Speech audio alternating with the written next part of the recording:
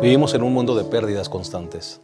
Desde la entrada del pecado con Adán y Eva, todo ha venido en una pérdida en cascada. Tenemos pérdidas de todo tipo. Y no sé, tú que me escuchas, ¿cuál es la pérdida que más te ha dolido? ¿La infidelidad de una esposa? ¿La pérdida de tu cónyuge? ¿Un divorcio? ¿La pérdida de la salud? ¿La pérdida de la libertad? Todos nosotros tenemos pérdidas. Ahora, la pregunta más importante es cómo las afrontamos. Hay una cita muy linda de la sierva de Dios de Mensajes Selectos que dice: Dios ha provisto un bálsamo para cada herida. Hay un bálsamo de Galaad. Buscad al Señor para que os proporcione sabiduría para cada emergencia.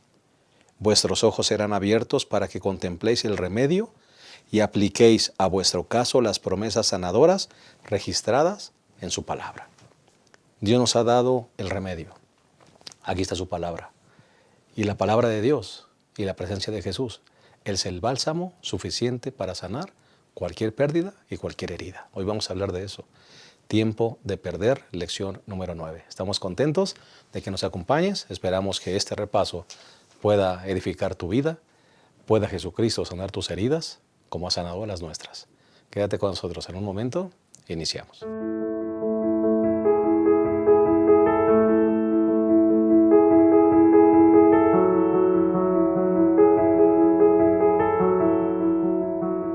Estamos muy contentos de darte una cordial bienvenida a este repaso de la lección número 9, Tiempo de perder. Estamos muy contentos también porque estamos bien acompañados para el repaso de esta lección. Quiero dar la bienvenida a la psicóloga y especialista en tanatología, nuestra hermana Rode Juárez López, miembro de nuestra iglesia, y es un gusto y un placer que ella nos acompañe en esta ocasión. Bienvenida, hermana Rode. Muchas gracias, es un placer para mí, un honor que me hayan invitado a este lugar. Compartir con ustedes mis pocos conocimientos para la honra y gloria de Dios. Muchas gracias, hermana. Pastor y doctor Abraham Ramírez, gracias por estar con nosotros una vez más. Sí, pastor, tratando de asuntos importantes, cómo enfrentar las pérdidas que se presentan en la vida, y creo que va a ser de mucha ayuda porque todos en algún momento en la vida estamos propensos a tener pérdidas, ¿no? Correcto, correcto. El bosquejo será muy sencillo: pérdida de la salud será el primer punto, pérdida de la confianza el segundo punto y pérdida restaurada el tercer punto. Si les parece bien, vamos a hacer una oración así como estamos. Cariñoso Padre, queremos colocar nuestra vida en tus manos. Desde la entrada del pecado en este mundo, Señor, las pérdidas han venido en cascada. Todos atravesaremos por pérdidas, o hemos atravesado o estamos atravesando. Pero gracias, Señor, porque tu presencia y tu palabra son el bálsamo que nuestra vida necesita. Que este repaso contribuya a recordar que en ti toda herida puede ser sanada y de toda pérdida puedes tú sacar ganancia. Dirígenos, Señor, nos colocamos en tus manos, en el nombre de Jesús. Amén. Muy bien, vamos entonces a entrar de lleno a nuestro primer segmento, que es pérdida de la salud. Si me permite, le voy a decir hermana Rode, porque me siento más cómodo decirle así. Hermana Rode, definitivamente el asunto de la salud es un asunto muy importante. La pérdida de la salud es determinante en nuestro vivir. La pérdida de la salud se puede dar por diferentes circunstancias. Puede darse por elección o por circunstancia, ¿verdad? Sin que nosotros lo busquemos. ¿Cómo enfrentar el asunto de la pérdida de la salud, hermana Rode? Cuando vamos con el médico y nos da un diagnóstico de que tenemos una enfermedad degenerativa, entonces es cuando nosotros negamos que tenemos una enfermedad. Por decir, me dan un diagnóstico de diabetes, no lo puedo creer. El primer paso para enfrentarla es aceptar que tengo diabetes. El segundo paso es informarme. ¿Cómo voy a manejar? ¿Cómo voy a vivir con mi diabetes? Y el tercer paso sería disciplinarme. Disciplinarme, recurrir a los consejos de la palabra de Dios, cómo debo alimentarme.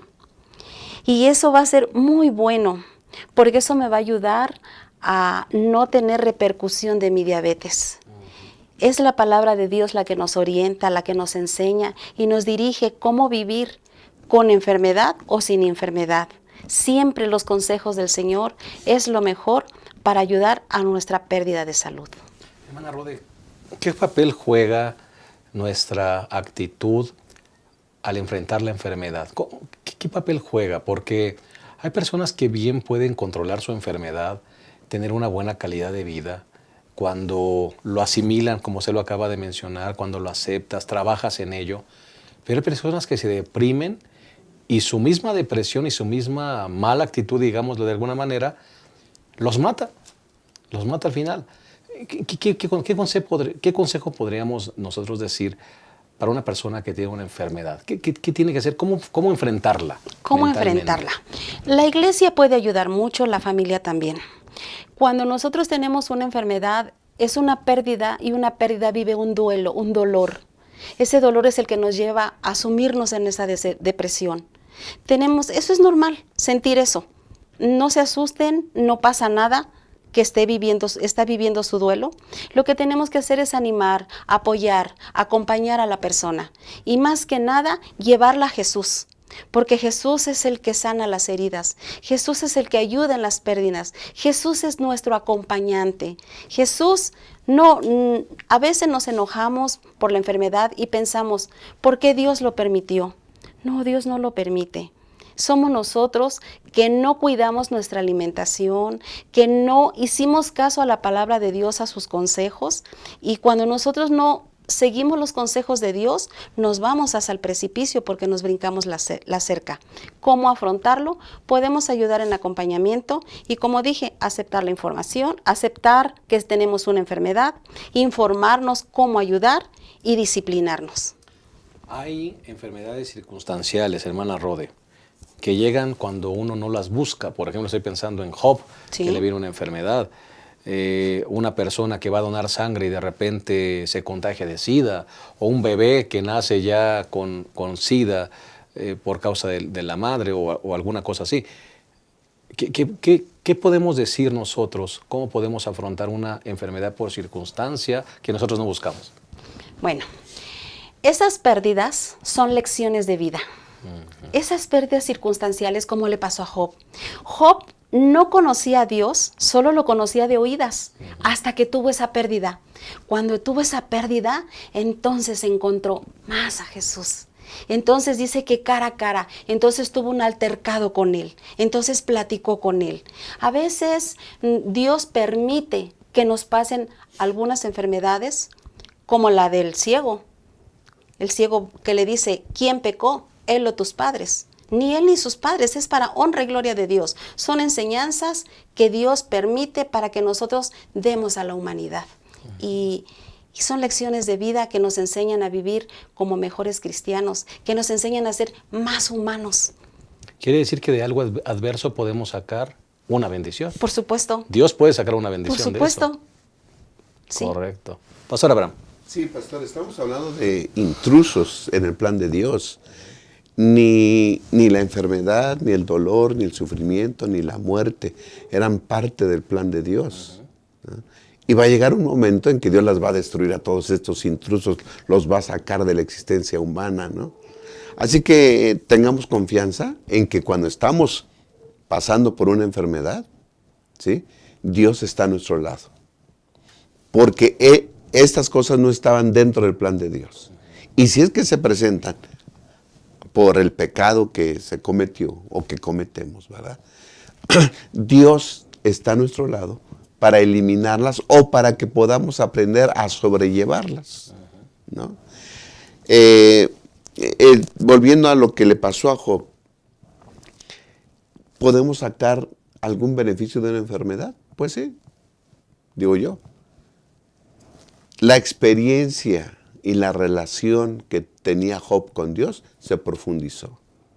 ¿Sí? En todo el proceso en toda su enfermedad, Job sintió que Dios estaba con él. Ok, yo te conocía de oídas, pero ahora veo que existes, que estás conmigo, que me consuelas y que nunca me abandonas. Entonces, en una enfermedad, la relación con Dios se puede profundizar. Dependemos todos los días. Un enfermo depende todos los días de Dios. Y la hermana Rode dijo algo, disciplinar.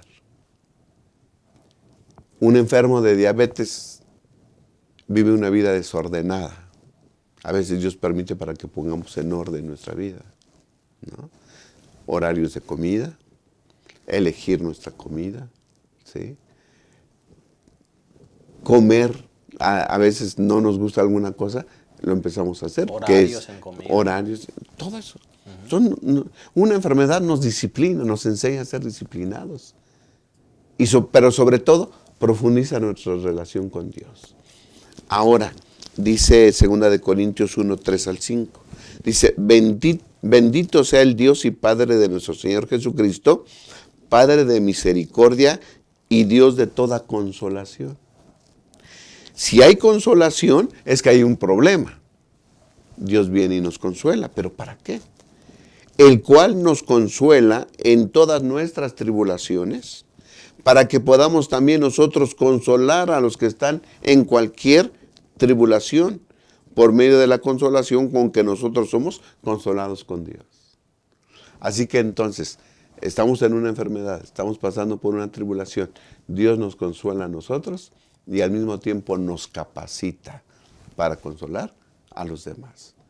Así que saquemos lo positivo de las enfermedades. Ya estamos ahí, por alguna otra circunstancia, ya estamos ahí. Hay que disciplinarnos, hay que establecer esa relación con Dios más estrecha y que Dios nos capacite al consolarnos para consolar a los demás. Correcto. Cuando hablamos de pérdida de salud, hablamos de enfermedad. Hermana Rode, ¿cómo se consideran las adicciones? ¿Las adicciones son enfermedades? No, la adicción no es una enfermedad. La adicción es el síntoma de que existe una enfermedad. Nosotros tenemos unas sustancias químicas en el cerebro que a veces no tenemos el nivel adecuado. Y cuando no tenemos el nivel adecuado es cuando nosotros empezamos a tener una conducta a veces de ansiedad, a veces depresión. Y cuando por casualidad probamos una droga o alcohol o tabaco, entonces eso nos ayuda. Si tenemos, por lo general es un trastorno de ansiedad. Si tenemos un trastorno de ansiedad y tomamos alcohol, el alcohol es ansiolítico. Y entonces nos sentimos bien. Como nos sentimos bien, nos gustó repetir otra vez. Y así nos vamos haciendo adictos. Eso quiere decir que nosotros no es el alcohol el que nos enfermó. No, nosotros tenemos una enfermedad y ese es el síntoma. ¿Qué es lo que tenemos que hacer?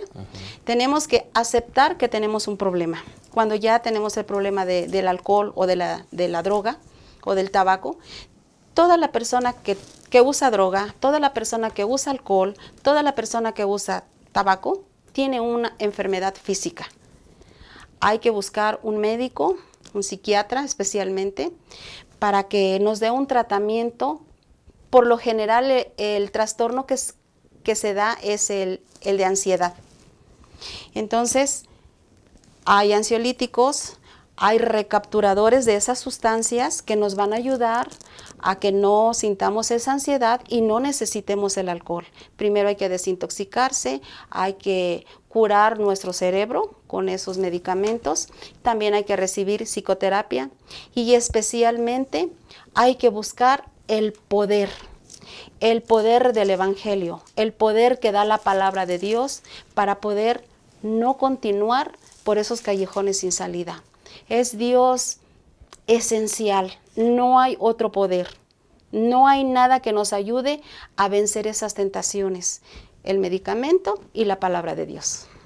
Cualquier tentación, cualquier lucha en el corazón puede ser librada con el poder de Dios. Amén, sí. Sí, porque nadie nos conoce más que Dios y nadie tiene más poder que Dios.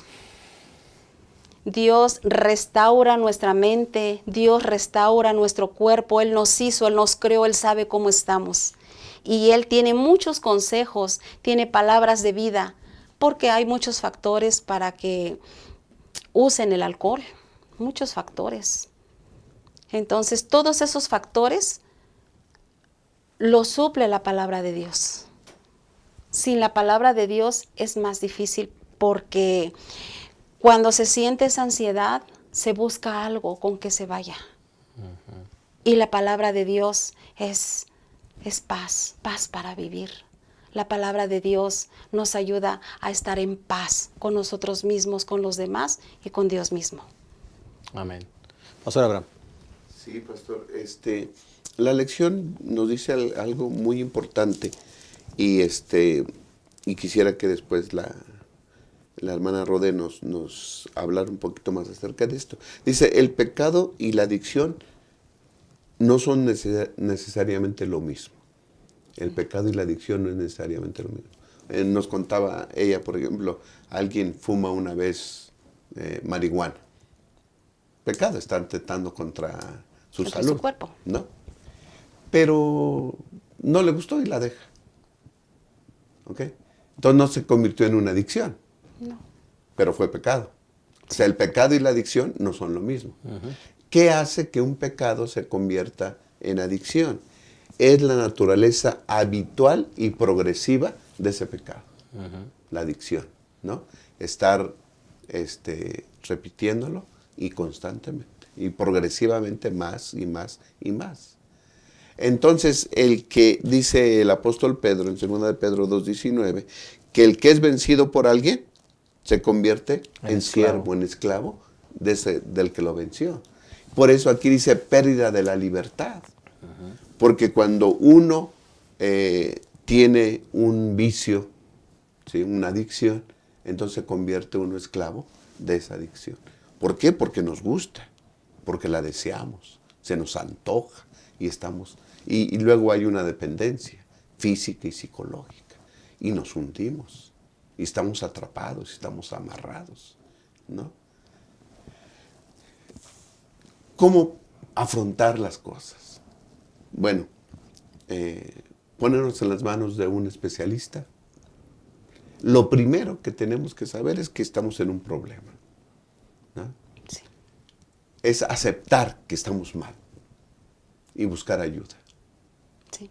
Humana, de especialistas, pero sobre todo ayuda divina. Amén. Porque el único que puede convertir las sustancias químicas, ¿verdad?, el único que puede lograr el equilibrio químico, homeostásico, equilibrio dentro del cuerpo, es Dios. Sí. Por eso el consejo del apóstol Pablo en Romanos 13:14 dice, vestíos del Señor Jesucristo y no proveáis para los deseos de la carne. Nos gusta. Un vicio se vuelve vicio porque nos gusta, nos atrae, lo deseamos. El único que puede romper ese vicio, ese deseo, esa atracción del pecado sobre nosotros, es Cristo Jesús. Y dice, vestíos del Señor Jesucristo.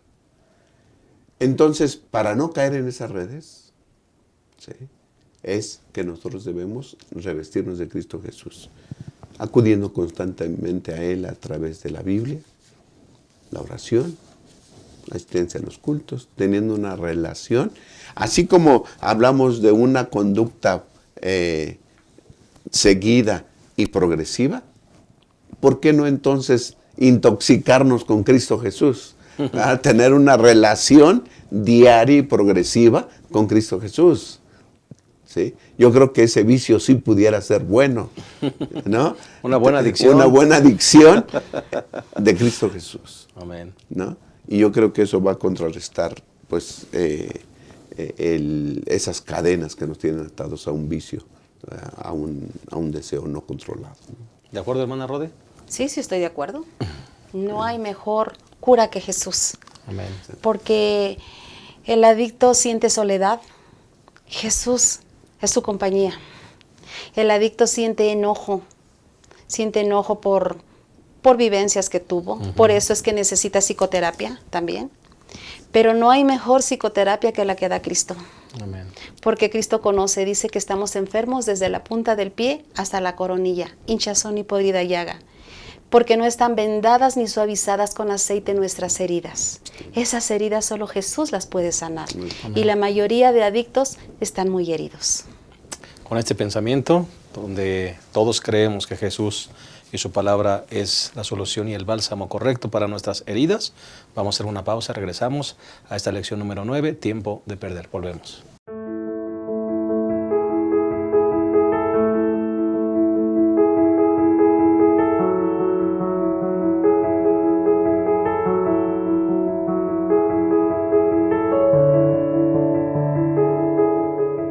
Bien, estamos de vuelta, estamos analizando la lección número 9, tiempo de perder. Ya analizamos la primera parte, que es pérdida de la salud.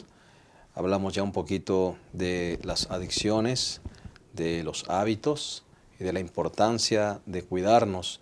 El segundo segmento es pérdida de la confianza. Pastor Abraham, hermana Rode, definitivamente dicen por ahí que cuando la confianza se pierde, y sobre todo en un matrimonio, se pierde todo. Qué difícil es continuar una relación con infidelidad, cuando uno de los dos falla. Uno ofende, otro es el ofendido. ¿Cómo manejar una situación como esta de la pérdida de la confianza? Lo primero que tiene que hacer el que ofendió es reconocer. Reconocer que ofendió, reconocer que está lastimando a su esposa y a sus hijos, que está lastimando a su familia, reconocer. O a su esposa solamente. Después de que reconoce, tiene que desear, porque si no desea, no se puede hacer nada. Necesita desear restituir el daño que hizo. Después de que ya reconoció que está pecando, porque eso es un pecado, después de que deseó, tomó la decisión de restituir, entonces ya tiene que comprometerse a ser veraz, especialmente a ser veraz, porque si no hay veracidad en él, tampoco no se ve como que está arrepentido.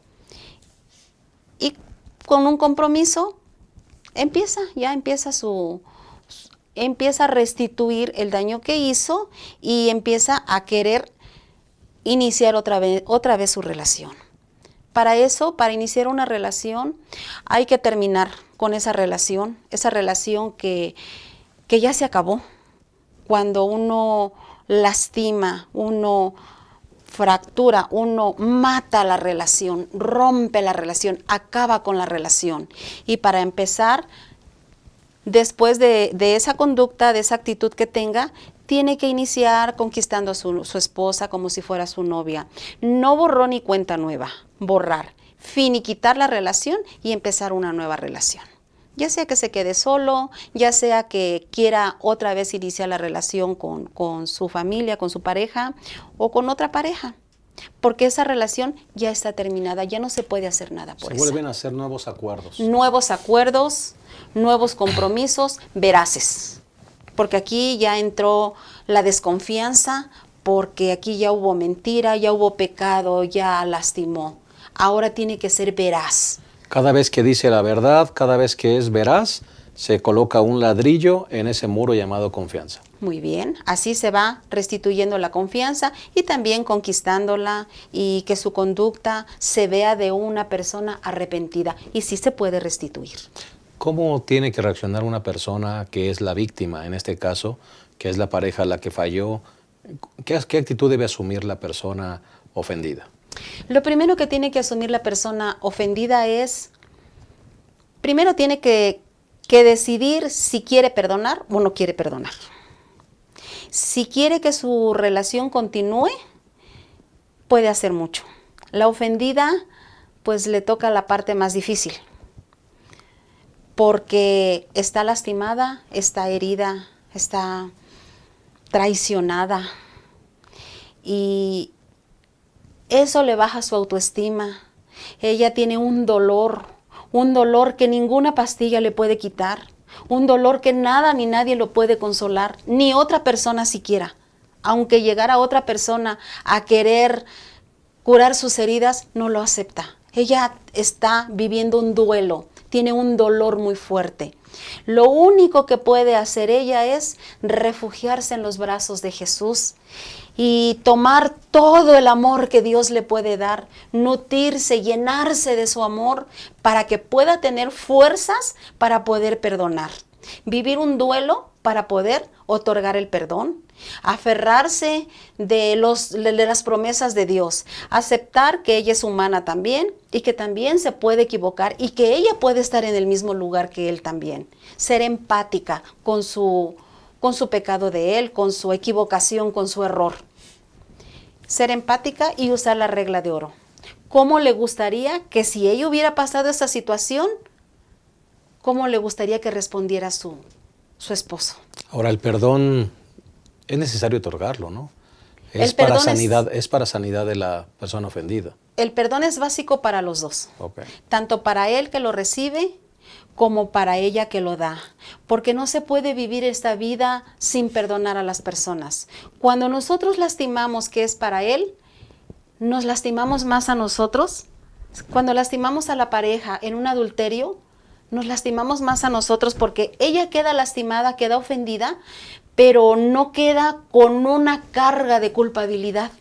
El que ofende queda con una carga de culpabilidad y la culpa no se quita a menos que se le pase a otro. Entonces, al único que puede pagar mi deuda, mi culpa, es Jesús. A veces nosotros le echamos la culpa que porque tú no me atiendes, que porque ella se me insinuó. No. La culpa no podemos echársela a otras personas. El único que es capaz de solventar nuestra culpa es el Cordero de Dios que quita el pecado del mundo. Él es capaz de recibir nuestra culpa, de borrarla, de limpiarla y de quitarnos esa carga, porque el que lastima, se lastima más a él mismo. Ahora, respecto a la lastimada lo que tiene que hacer es aferrarse, buscar el poder de Dios, buscar el abrigo, el amor más que nada, porque lo que perdió ella es el amor, la confianza, confiar en Dios y sentir el amor de Dios para que pueda tener fuerza. ¿Por qué? Porque se baja la autoestima, porque vivimos un duelo, un dolor, y ese dolor no lo sana nadie, solamente Jesús. Dice que sus manos hieren y sus manos sanan.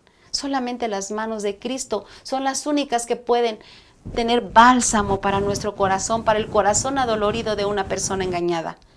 Y así ella puede ponerse en las manos de Jesús y empezar a perdonar, vivir un duelo y empezar nuevamente a reconstruir esa relación que se rompió. Correcto, Pastor Abraham. Sí, pastor. Me gusta la posición del autor de la lección. ¿Sí? En la parte del lunes habla acerca del perder la confianza a través de la infidelidad. Se hacen votos cuando alguien se casa, se hace votos de fidelidad, de respeto, de amor. Y entonces uno de ellos Lo rompió. rompió ese voto de amor y confianza, ¿no? Ahora, la posición del autor de la lección me gusta, porque busca volverse a unir. ¿No? ¿Qué debe hacer el que ofendió y qué debe hacer el ofendido para que se pueda restablecer esta relación? ¿No? Bueno, ya la hermana Rode nos habló acerca de que el que ofendió debe reconocer su pecado, su equivocación. Ese es el primer paso, reconocer. Y después tener el deseo de restituir. Yo quiero, ¿verdad?, restablecer mi relación con mi esposa.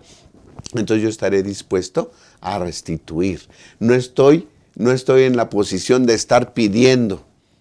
Estoy en la posición de aceptar lo que me digan para que se pueda restituir este asunto, ¿no?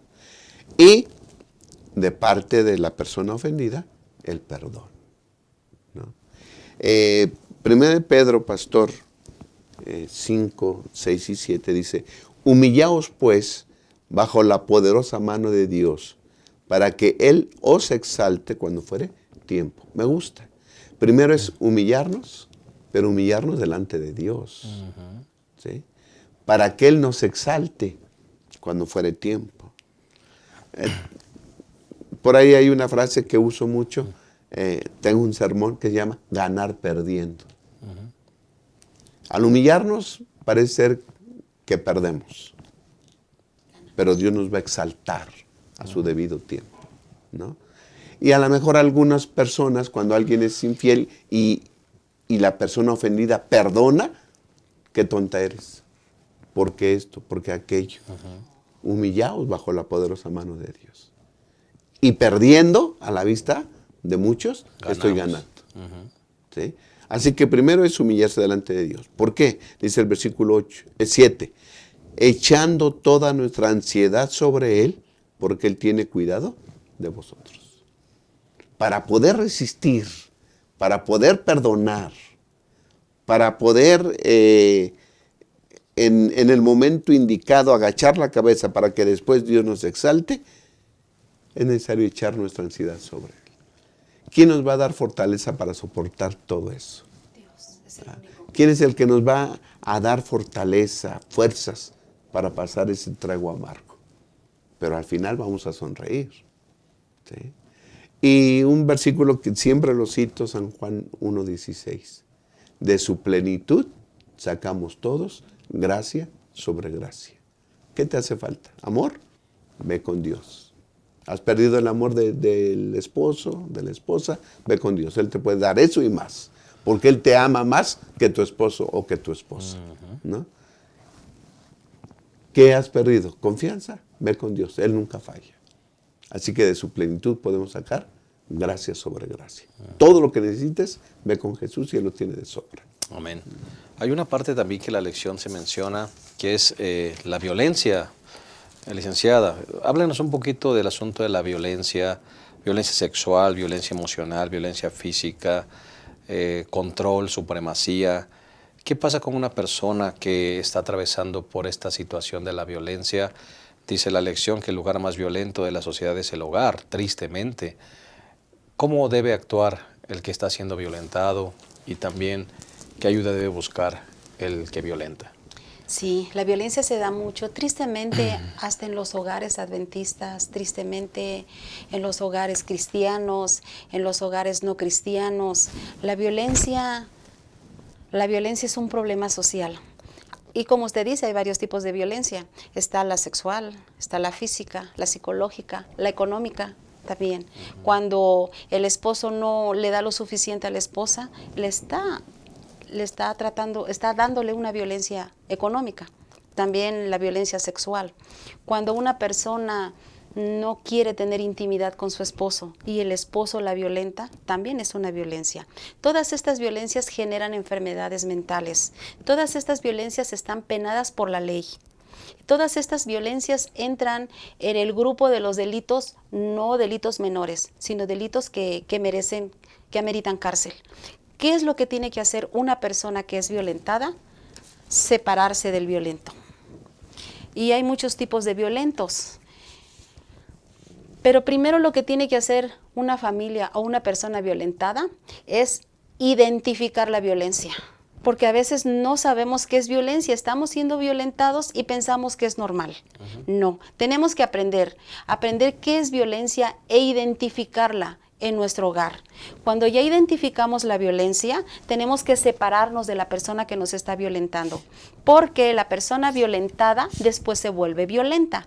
Entonces, no sabemos si tiene una enfermedad, puede ser que sea un psicópata, tenga una psicopatía y no se ha diagnosticado, puede ser que tenga una fuerte neurosis, puede ser que tenga una esquizofrenia.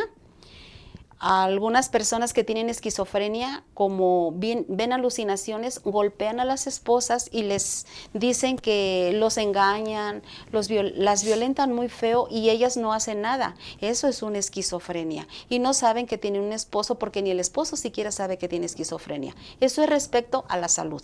Pero también en el ámbito, quizás en su hogar hubo violencia y es una violencia aprendida, que ese patrón de conducta lo está pasando a su hogar. Entonces no sabemos de dónde viene, pero lo que sí vemos es la violencia y lo que tenemos que hacer es separarnos de la persona que nos violenta y no estar cerca de él hasta que se cure, ya sea que porque aprendió la violencia o por una enfermedad, que se cure. Cuando ya se haya curado, volvemos otra vez al hogar, pero si no, no se puede vivir así porque van a tener una enfermedad mental tanto la esposa como los hijos. Por eso vienen las enfermedades mentales. Correcto, Pastor Alberto. Es irónico, pastor, que en el lugar donde debe de demostrarse amor, afecto, cariño, es el lugar más peligroso, ¿no? Así es donde se muestra más el abuso y la violencia, que es el hogar. Una de las cosas que debemos aprender, pastor, es que las víctimas no son responsables del abuso. No. Nunca. No. ¿No? Porque no hay razón. No. Porque no se puede excusar el abuso de ninguna manera. No se puede excusar diciendo que, pues que toma mucho. ¿Ah? Es alcohólico. Es que toma mucho. O es que se preocupa mucho. O yo. Hay muchas personas que excusan al esposo de esa manera. Yo lo hice enojar y por eso me golpeó. Exacto. ¿No? O para cumplir sus deseos sexuales. Es que me negué y me golpeó. O la necesidad de un mejor control de la ira. O dice, por cualquier comportamiento de la víctima, no es razón para el abuso. El abuso no tiene excusa. No debiera de existir, pues, el abuso en el hogar. Pero existe, ¿no? Ahora, otra vez la posición positiva de esto, ¿no? No está hablando de, pues, divórciate o cosas así. No. Una separación para protección. Y para curarse Y también. para curarse. Sí. Y la persona, ¿sí?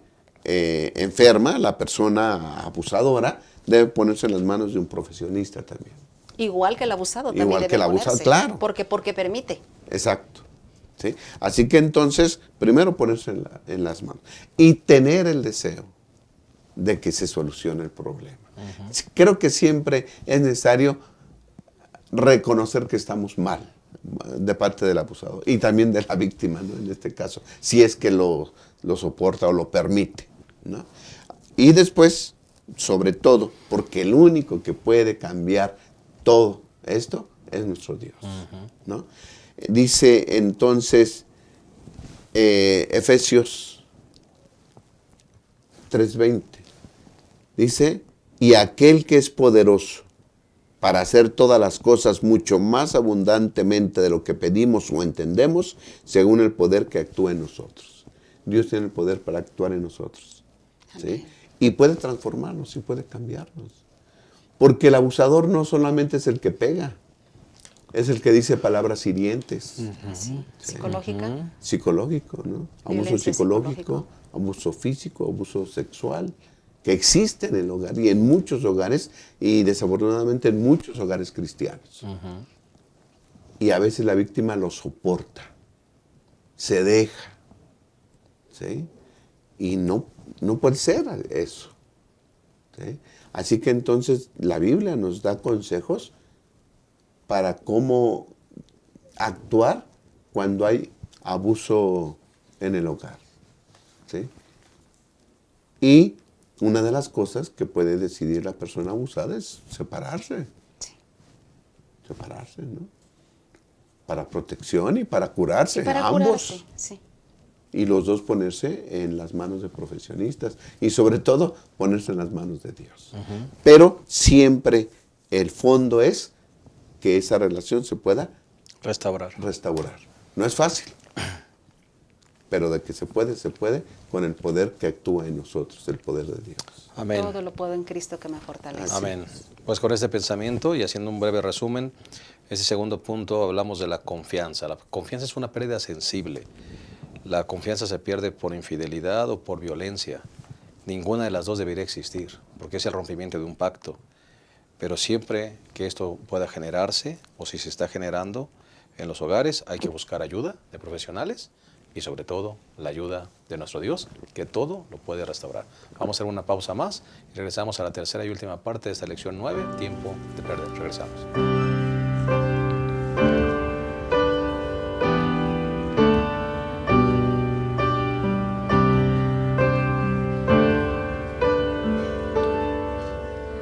¿Quién de nosotros se siente herido? ¿Quién de nosotros sufre culpa y dolor? ¿Quién es rechazado por los pecados? A esas vidas iba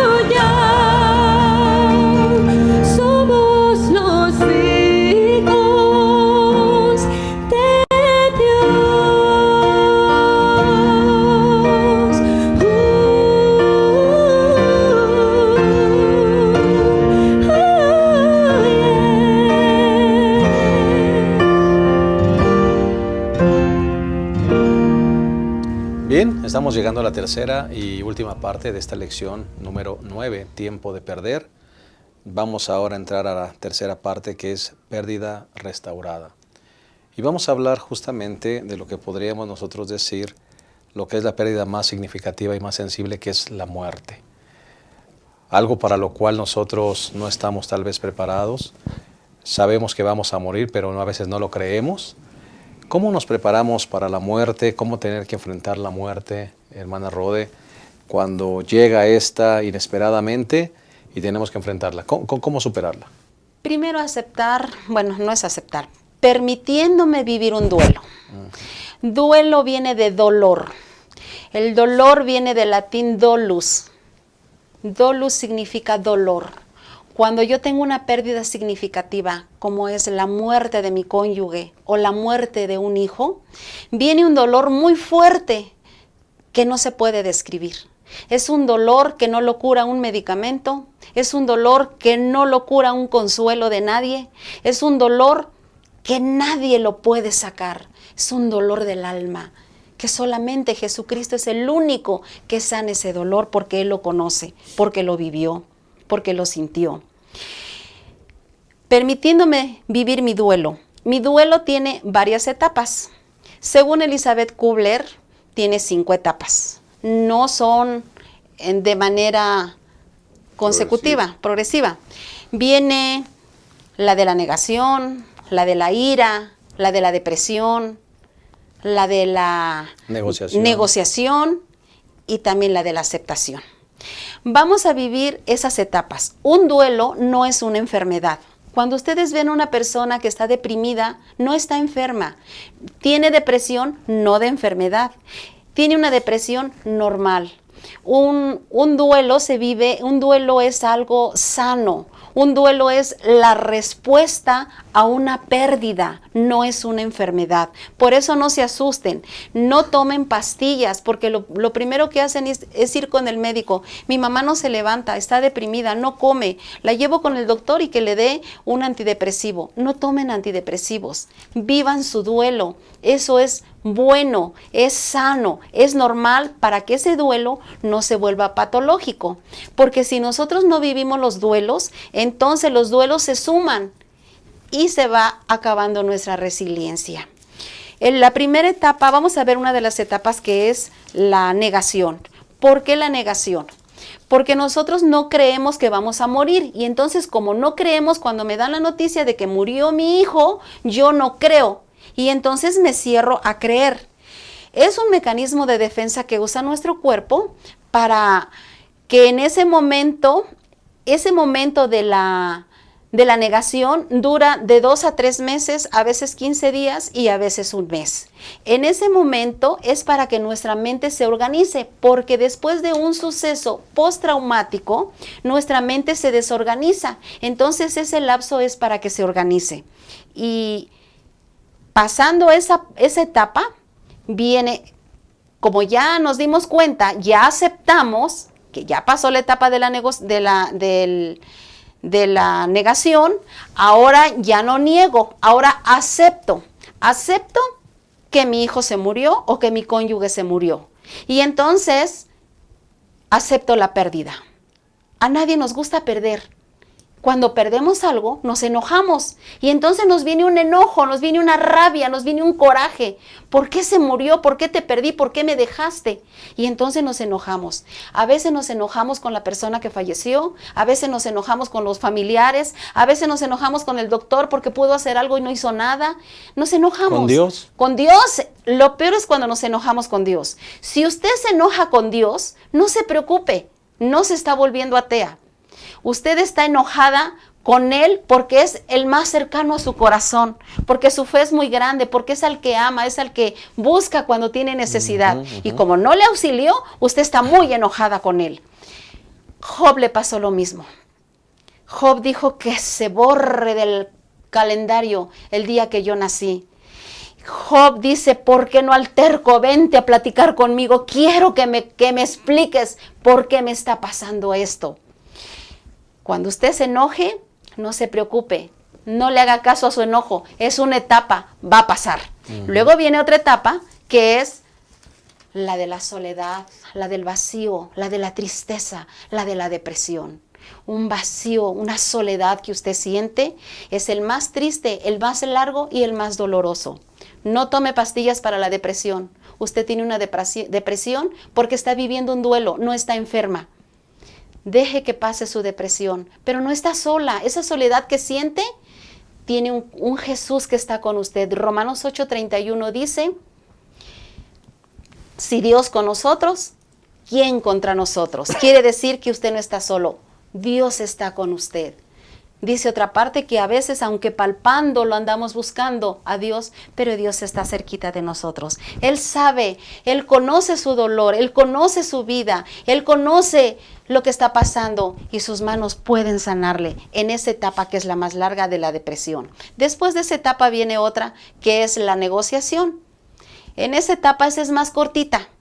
En esa etapa pues ya aceptó, ya se enojó, ya se deprimió, ya lloró, ya sufrió. En la etapa de la depresión aparecen las lágrimas.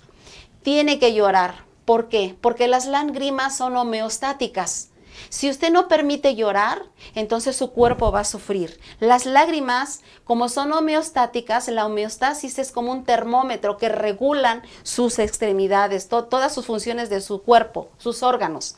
Si usted no llora, le van a venir taquicardias. Si usted no llora, le va a venir que no puede respirar, problemas del sistema circulatorio. Por eso, llore. Ya lloró, ya se enojó, ya sufrió.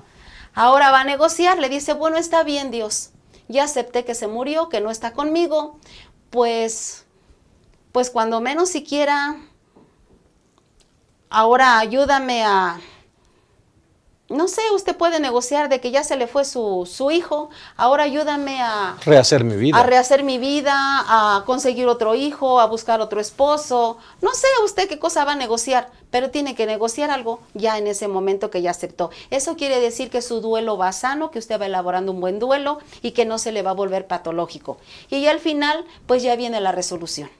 Cuando usted ya acepta, pues sí, tuve un esposo, se murió, soy viuda, y me dejó, me enseñó, hágale una carta de agradecimiento, hágale una carta de perdón, donde usted le perdona porque la abandonó, hágale una carta donde usted le pide perdón por lo que no vivió bien y cierre ese ciclo y empiece nuevamente una nueva vida sin esa persona, ella ya no va a entrar en sus planes y a vivir porque Dios a usted le está permitiendo la vida. Amén. Pastor Abraham. ¿Cuánto nos ama Dios, pastor? Que para cualquier pérdida el Señor está presente y nos da la salida. Amén. ¿No? El proceso del duelo es necesario, es la respuesta natural ante el dolor y Dios nos permite vivir y experimentar eso, pero está a nuestro lado. Amén. Y nos ayuda en el proceso del duelo, ¿no? De tal manera que nosotros debemos de entender que el Señor está a nuestro lado como poderoso gigante y que nunca nos va a abandonar. Ahora, es significativo también, pastor, que en la pérdida más significativa que es la muerte, hay más promesas en la Biblia para este problema, para esta pérdida, ¿no? Y 1 Corintios 15:26 nos dice, y el postrer enemigo, el último enemigo que Dios va a vencer en esta tierra es la muerte. Amén. Amén. ¿No? Cuando el Señor Jesús venga, dice, y esto mortal se ha vestido de inmortalidad, ¿sí? Y esto corruptible se ha vestido de incorrupción. Entonces se cumplirá la palabra que está escrita, sorbida es la muerte con victoria. La muerte, me gustó mucho lo que decía la hermana Rode detrás de cámaras. Dios va a beberse la muerte, ¿sí? Va a acabar con la muerte, la va a desaparecer. Dios va a matar a la muerte y ¡pum!, la va a desaparecer. Y la esperanza de un cristiano es esa, ¿no? Que todos esos, el dolor, el sufrimiento, la enfermedad, la muerte, los divorcios, todas las pérdidas que sufrimos aquí van a llegar a un término. Amén. El plan original de Dios se va a llevar a cabo. Amén. Y Dios tiene un plan magnífico para nosotros. Y enjugará Dios toda lágrima de los ojos de ellos, dice. ¿Sí? Si lloraste por la pérdida, de un cónyuge, te fue infiel, Dios te va a limpiar. ¿Y qué es limpiar las lágrimas? Ya no te vas a acordar de nada de eso. Todas las heridas serán curadas definitivamente, ¿sí? Y entonces Dios con sus preciosas manos nos va a limpiar. Lloraste la pérdida de un hijo, lloraste la pérdida de un cónyuge, ¿sí? Sufriste abuso, te fueron infiel, viviste mucho tiempo una enfermedad. Cuando venga el Señor Jesús nos va a transformar y nos va a dar un cuerpo perfecto. ¿Qué problema hay que Dios no pueda solucionar? ¿Sí? Cualquier pérdida, ahí está. Dios la suple con su poder. Amén. ¿Sí? Y con su plenitud tenemos de sobra todos los elementos que nos hacen falta. Acudamos al Señor para que Él pueda suplir toda necesidad y toda pérdida. Pues me gustaría que concluyéramos esta lección con esta cita que dice: Jesús será el auxiliador de todos los que ponen su confianza en Él. Amén. Claro. Así que hemos llegado al final y gracias por habernos acompañado. Vamos a concluir nuestra lección con palabras finales, una palabra que resuma el contenido de esta lección, comenzando por nuestra psicóloga Rode. Gracias por haber estado con nosotros. Me da mucho gusto y yo quisiera aconsejarles a todos los que ven este programa que todo eso va a pasar. No más tristezas, no más dolor. Ya las pérdidas se van a acabar, los tanatólogos no vamos a ser necesarios porque ya no va a haber más pérdidas. Vamos a vivir con el Rey de Reyes y Señor de Señores, nuestro Creador, nuestro Dador y nuestro Restaurador. El que nuestro Salvador también nos va a salvar de vivir esta vida de dolor, de tristeza, de sufrimiento. Ahora las lágrimas no van a existir más. Vamos a vivir con Cristo por la eternidad. No más sepelios, no más funerales. Ahora va a ser el sol de justicia, va a vivir y vivir por la eternidad, visitando mundos y mundos, viviendo felices para siempre. Amén. Muchas gracias. Pastor Abraham. Pastor, las pérdidas son momentáneas. Las pérdidas no son definitivas. Dios nos va a dar todo lo que perdimos, Dios los va a restituir. Y el apóstol Pablo dice, porque esta leve tribulación y momentánea produce en nosotros un cada vez más excelente y eterno peso de gloria. Con Dios vamos a disfrutar y vamos a gozar. Y estas leves tribulaciones, estas momentáneas pérdidas que tenemos, todo va a ser restituido y vamos a disfrutar con el Señor Cristo Jesús. Amén. Me gustó el comentario que hiciste, Pastor Abraham. Ganar perdiendo. Ganar perdiendo. Qué maravilloso es que nosotros como cristianos sabemos que podemos ganar perdiendo. Podemos experimentar pérdidas, pero qué bueno que nuestro Dios, aún las pérdidas, Él saca ganancia. Y en eso debemos permanecer. Que Dios les bendiga. Esperamos la próxima semana en un repaso más de nuestra lección. Que Dios les llene de ricas y abundantes bendiciones. Hasta la próxima y mantengamos viva la esperanza y la confianza en nuestro Dios. Hasta la próxima.